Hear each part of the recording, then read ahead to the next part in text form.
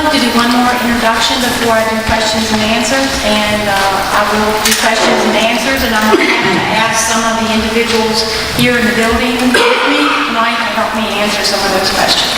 First of all, I'd like to introduce Todd Lynn. He's in the back of the room. He's from the faith community. He is youth minister at Temple Baptist Church, and he reached out to us in the Covington City Schools back in early January, and it's been involved. And I just want to also let everyone know that our faith community in this city is very, very positive in helping us in anything we might need, and we appreciate that. So here I go with questions and answers.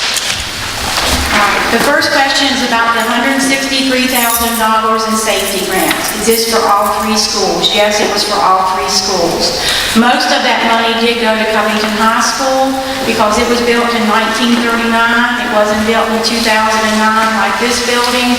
So we had to do a lot as far as putting access control, those keyless entries at Covington High School. We upgraded the camera system here. We put more keyless access entry points at Covington High School. I believe we're to the point that every outside entry now at Covington High School has keyless entry, and we have heard from our CHS principals that we now have consistent entry and exit points at Covington High School at entry and exit each day. So one of the questions, and I might need help with this question because it involves money and support, will we get a third SRO? So a third SRO, I don't know if the city of Covington has that in their plan. I feel very confident about the one school resource officer that we do have here covering both sides of this building. I think the principals feel very comfortable with the one SRO for this building, but Chief Morgan, is there anything you can add about a third SRO? No, we're beginning to go through the budget process right now, and then the current one for 2018-2019, there isn't an allocation for a third SRO. The next questions from this individual is metal detectors at the doors. And again, I'm going to ask our school resource officers and our state police and our police chief. We did have this question come up at the EDGEMONT APT meeting that I attended, and I think you gave a very fine answer that night. If you'd like to say that. One thing I think it's important to remember, and depending on where you came from, and if you look at some larger, probably one of the largest school systems in this country is New York. And for years now, they've had metal detectors, a lot of sophisticated technology if you would look at where they started to where they are today. The one thing I think is unique about a smaller community that you may not want to take away is the ability for the students to really come in here, have it be a environment that doesn't feel like a prison, frankly, to be honest with you. So you start putting in metal detectors, you start having additional equipment here, you can go from you still want kids to feel like this is a safe, free-forming environment. You don't want to make them feel like it's an institutional environment. And the more things you add like that, the more you begin to institutionalize a facility. And I don't know that, in my opinion, we're there yet. I understand why they started doing it there. I mean, you're talking well before school shootings. You're talking about kids bringing knives and guns and other things to school to attack other kids. And it just had to do with some gang issues. You don't have those kind of things here, so maybe I think a lot of the things you have here are appropriate. There's always room for improvement, but a metal detector, I just don't know if that's the direction that you really want to go. Okay, thank you. Sport activities covered. I'm assuming that means about whether we have police presence or school resource presence at sport activities. And I know at some of the sporting events we do have police presence, we do have school resource officers present. I'm not sure that we have it at every event at all times. Football games, there's definitely multiple police officers at those around the field. Basketball games, they're in and out throughout those big high-level games, and I think those are some of the main activities. And I know they're always driving around at games and stuff to take a look, and as needed we can call them. All right, my next question is one of President Trump's suggestions, is that teachers or administrators carry guns as President Trump supports. And I don't have an answer to that question. I do know that that is being seriously considered by some of the big governmental agencies and some of the supporters, but I don't know where that will go, and I don't know that I can answer that, and I don't know if I can answer that as a school superintendent tonight, whether teachers or administrators should carry guns as President Trump supports. I know we'll hear more and more about that.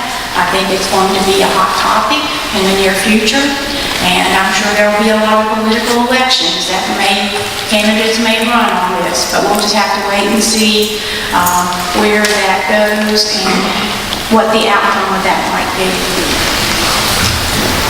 All right. Next question. Is bullying taken seriously to include detention and expulsion for repeat offenders? And I'd like for one of the principals, if they would, answer about bullying taken seriously and including possible detention or expulsion for repeat offenders. Would one of you like to talk about that? I think absolutely. As things are given to us, we investigate and go through the process to see all sides, and as kids are found to be in that part of it, they definitely are held accountable for that. We try to put proactive measures with our PBIS program and work with all kids to be positive, and how can we be helpful and good to everybody instead of, being that negative side. And, I think the see something, say something part is huge. We got to know to step and intervene. And, it takes those upstanders and those kids that see something that help us out. And, I think they do a good job of coming and talking to us. It can always be better. But, I think we do a good job with that. For the most part, our kids are some very good kids. Ms. SNEAD-JOHNSON, could I say something about that? If I could say something about the bullying, there's no place for bullying in a school system. I 100% agree with that. But as a parent, if you feel that your child is being bullied, the proper procedure would be to approach the school system, not get on that ugly creature we call Facebook. Okay? It destroys your child. They suffer because of that being placed on Facebook. Go to the school system, go to the law enforcement community, and speak to them. And let the professionals handle it. And if they don't handle it in accordance with how you think it should be handled, then go to the school board and take it up with them. Follow the proper procedures with that, because I don't think there's a major problem with this in this school system with bullying, but they do have bullies. And I believe that the school system will do the right thing if it approaches itself. And we do take bullying seriously. I think there's bullying in every part of everybody's life these days. There's cyberbullying. Adults get bullied in the workplace. I think it's just a nationwide problem. And we've had some talk about working with our students more on bullying and how it affects them and other people, how it affects their parents. We know we probably need to do more on training of what social media can do when you do things with social media that perhaps you shouldn't do. We've talked about training our young people, specifically our middle school kids, with cell phones and how cell phones can put you into situations you don't want to be involved with. So we know we need to do more about all those topics. And we do have a process, and that would be to speak to your child's teacher, your child's principal, and then if that didn't work, come to the school board office with those differences that we feel need to be addressed. Yes? I would like to say at the primary level, I rely heavily on the teachers and the students to report things that have happened on more than one occurrence. We do address it. Students that come and see me, Derek was talking about, what do you do after the fact? And we talk about why did you do what you did? What was the reason behind it? What should you have done? Mrs. SNEAD-JOHNSON was talking about responsive classroom. We did implement that last year with the help of the Allegheny Foundation. Teachers are being trained with responsive classroom and that approach, and that is having a sense of community within the classroom.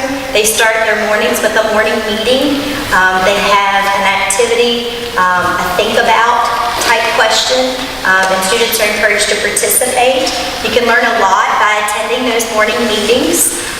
Students are very willing to share based on those topics. And then at the end of the day, they do closing circles, which they get together again and end their day and talk about the things that have happened throughout the day. So we are encouraging at the primary level a sense of community, a sense of belonging. Teachers at the beginning of the year work with their class to develop rules for the school year, and that is a sense of, treat others with respect. Well, what is respect? And talking about what that looks like and giving examples. Treat everyone fairly. Well, what does that mean? And talking to the young kids about what is fair. Taking care of materials, school materials, other people's materials, like if you're working in a cooperative group, being respectful and kind. So with the responsive classroom approach, that has really helped. And I believe we're going to see long-term effects from responsive classroom as our students go through the different grade levels. But thank you. Mr. Bennett? We also have responsive classroom in our 4th and 5th grade here at Jeter Watson, and we talked about this at a school board meeting a couple of months ago. Each principal got up and talked about what they do. And to be very, very honest, with 4th, 5th, and 6th, and 7th graders here at Jeter Watson, do I have kids that say mean things to each other every day? Yes. And when there is a pattern that develops, we definitely do not want any child to feel like that they do not want to come to school here. We intervene, whether it's myself or Mr. Stanton, teachers, SROs. This year for me, and raise your hand if you've seen the movie Wonder. If you haven't had a chance to see that movie, let me tell you, I took our 6th and 7th graders to see that in Lewisburg. We took our 4th and 5th graders to see it. After taking our 6th and 7th graders, it had such a profound effect. Because one of the lines in that movie is, when given the choice to be right, or be kind, choose kind. And really the part of that movie is, we can't change the way that we look or where we come from, but we all can change the way we see. And that movie had a huge effect on the 6th and 7th grade. And Ms. SNEAD-JOHNSON gave us permission to take our 4th and 5th graders to it. And it really, really had an effect on how we look at our fellow human beings and our fellow individuals. Kids are mean to each other. And sometimes they learn that because adults have modeled it for them. Sometimes, probably some of my faculty, and some days they're not in a good mood and they're probably acting like bullies sometimes. But it is something we take seriously, and it's hard to change hearts, but we do try to do that as well as the education that we're supposed to provide at each grade level. But we do take that very seriously. Thank you. The next question from this individual is, can substitute teachers get threat assessment training? And today I participated in a 2-hour webinar with Dewey Cornell, an expert on threat assessment. And there are free resources for teachers, parents, and administrators and SROs on threat assessment, and I plan to get permission, and I will be sending it out to individuals so that you can watch it and see what threat assessment is all about. And yes, we also know that we need to get keys for our extra keys for each building to hand to substitute teachers, so they do have a key when there is a lockdown in the building. So we are working on that as well. And the other thing I'd like to say is we'd love to have more substitute teachers in Covington City Schools. So if any of you would be interested in being a substitute teacher, we do have a need for those. So thank you. This next one is about bullying again. Why is it that when a child is bullied and even abused, staff tends to shrug it off, not even a phone call when a child has been hit? And I think we've addressed that somewhat. I hope that principals would be, I don't know where this happened, I don't know what this event is, if someone would like to talk to me personally about this, I'd be glad to talk to you, but I hope that you would get a phone call if there's been some type of incident where your child may have been hit.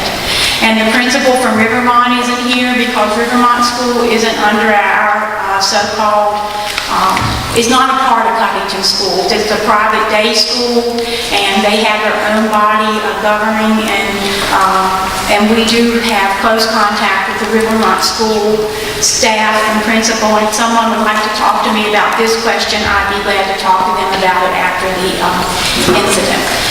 After the event tonight. And this next one must be from a emergency response person, and I might have to get somebody to help me with it. So what is happening at present with the ER team? And I guess that's emergency response team.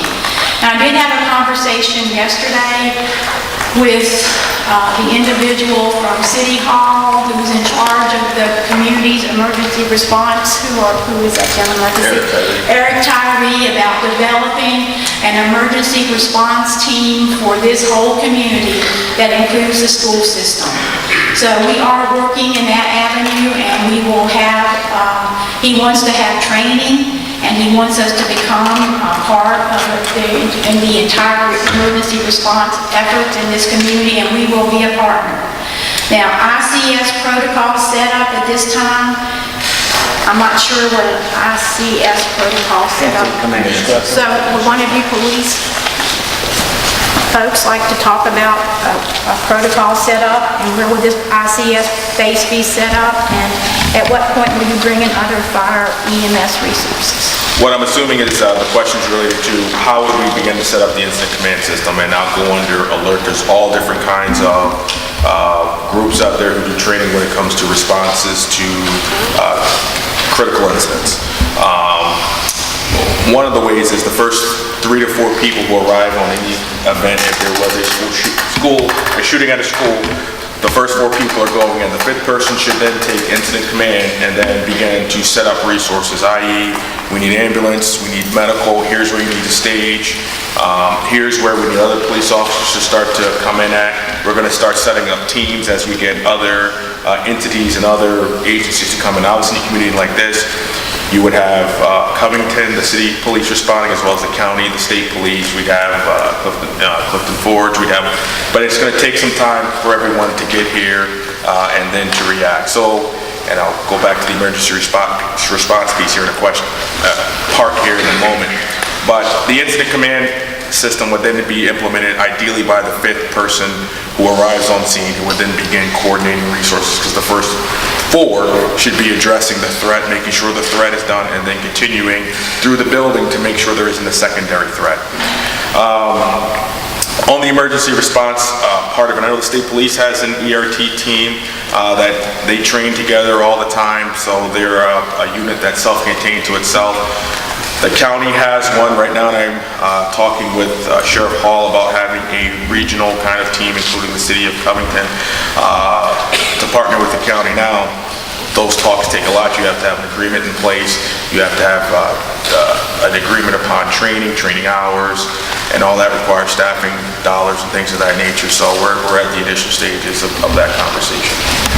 And when I mentioned earlier about having things like laptops and cell phone apps so that the police can access our cameras, would they happen to have to pull up to our schools to intervene during a crisis situation? Some of those things are steps that we're putting in place, and we are continuing to work with all of the teams in the city of Covington to make sure that we're ready.